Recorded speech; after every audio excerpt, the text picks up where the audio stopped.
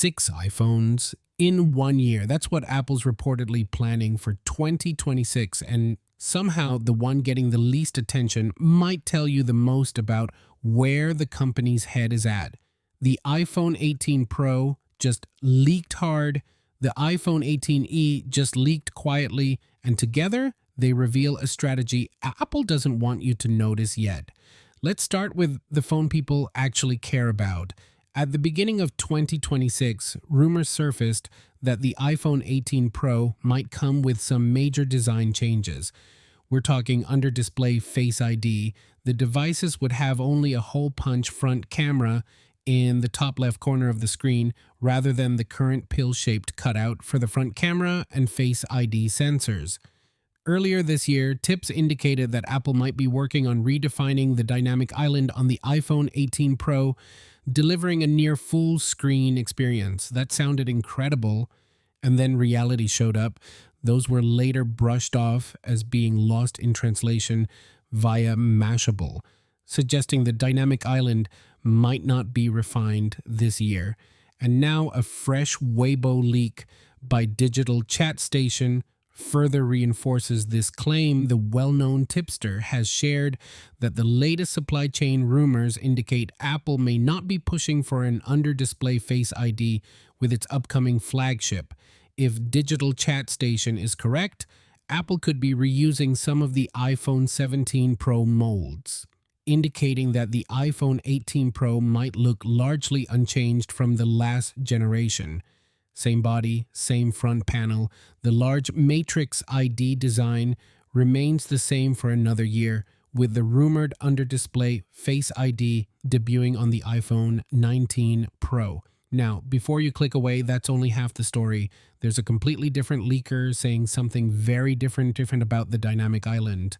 And there's a budget iPhone that just leaked with so little ambition, it's almost hilarious. Both of those are coming. But first, according to Digital Chat Station, Apple will rely on internal changes to make the iPhone 18 Pro compelling. The rumor suggests it could feature an A20 Pro chipset, which is reportedly being built on TSMC's 2 nanometer, that's N2 process.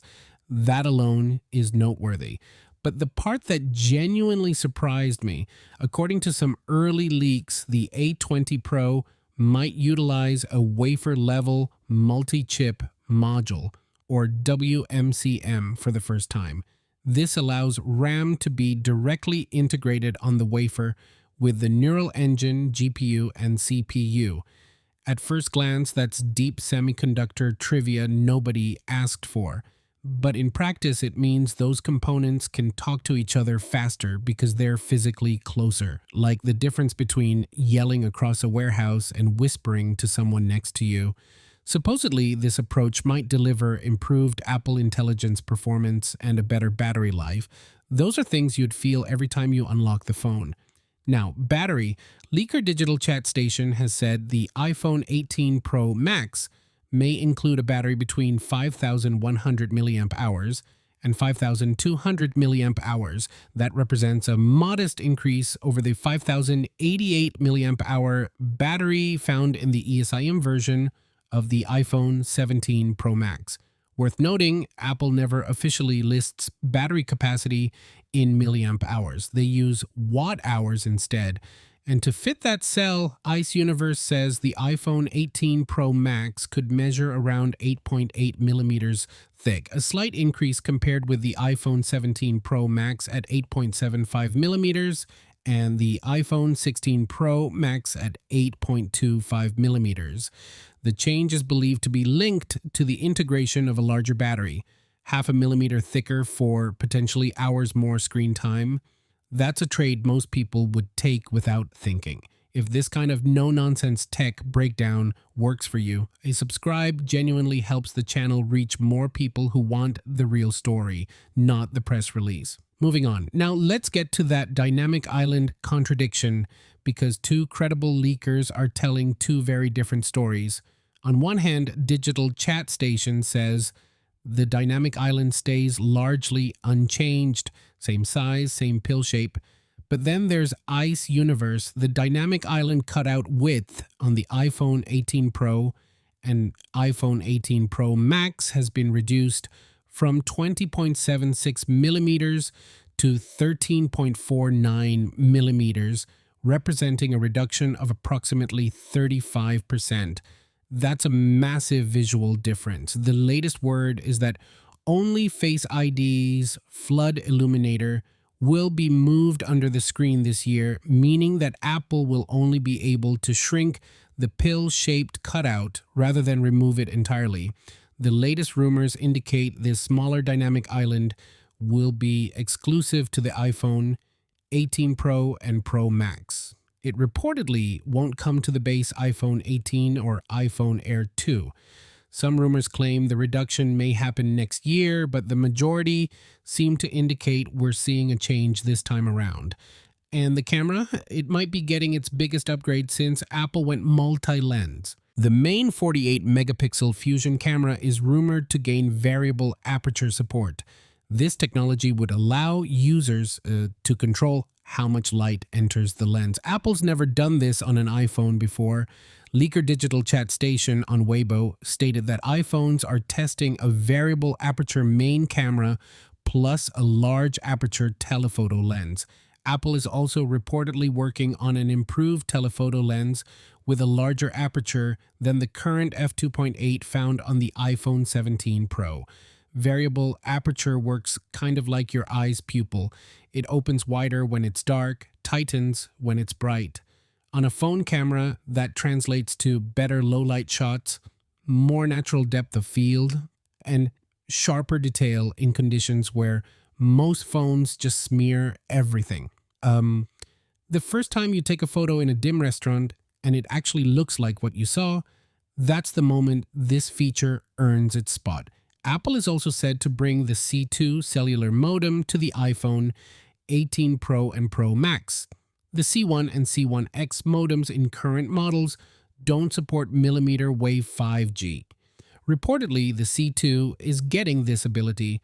Apple's own modems are way more efficient, which allows for better battery life. Some rumors indicate that the C2 may also support 5G connectivity via satellite. So the Pro gets all these meaningful internal upgrades. Now let's talk about Apple's other 2026 phone, the one that apparently got the memo to do as little as possible.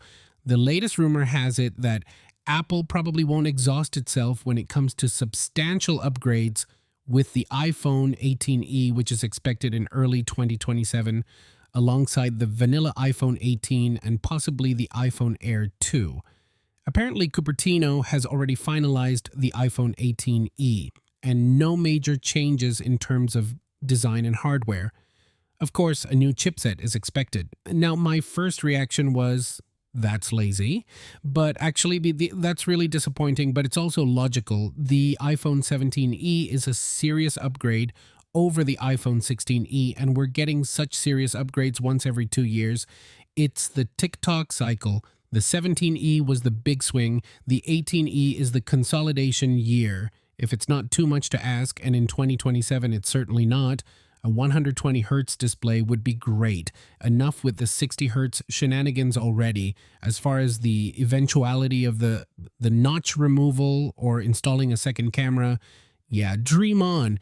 Even if the iPhone 18e is a mediocre upgrade, Apple is clearly signaling that this phone is not a top priority for the company. Clearly, Cupertino wants to shift all of our attention to the Pro models and the Fold in the autumn. That's where the real stakes are, and that tells you everything.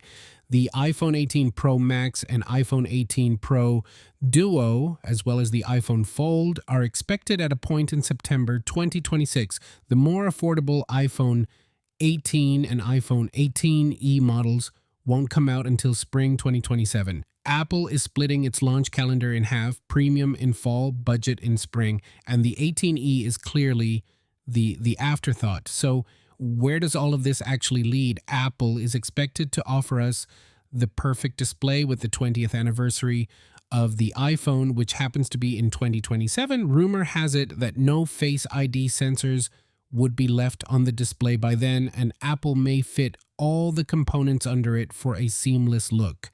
Sources from the industry have claimed We'll see Face ID and the selfie camera both under the display. No notch, no island, nothing. Apple hasn't confirmed a word of this. Not one spec, not one dimension, not one timeline. But the pattern is unmistakable. The Pro gets the foundation work, the budget phone gets a holding pattern, and the real payoff lands in 2027 with a display that has nothing left to hide behind. The question isn't whether it's coming, it's whether you'll wait. Catch you next one. Peace.